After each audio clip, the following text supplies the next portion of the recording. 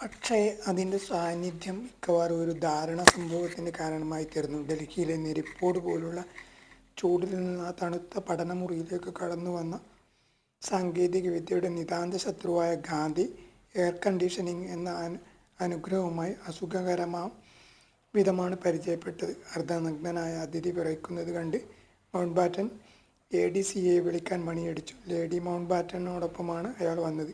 ഈശ്വര, എഡ്ഡിനെ വിലപിച്ചു. അങ്ങ് ഈ പാവപ്പെട്ട മനുഷ്യന് ന്യൂമോണിയ പിടിപ്പിക്കും. അവർ യന്ത്രത്തിനടുത്തേക്ക് പാഞ്ഞു. അതിൻ്റെ പ്രവർത്തനം നിർത്തി. ജനവാതിലുകൾ മലക്കെ തുറന്നിട്ട് ഓടിപ്പോയി ഗാന്ധിയുടെ ഭർത്താവിൻ്റെ പഴയ നേവി സൈറ്റുകളിലൊന്ന് എടുത്തുകൊണ്ടുവന്ന് ഗാന്ധിയുടെ വിറയ്ക്കുന്ന ചുമലിലിട്ടു.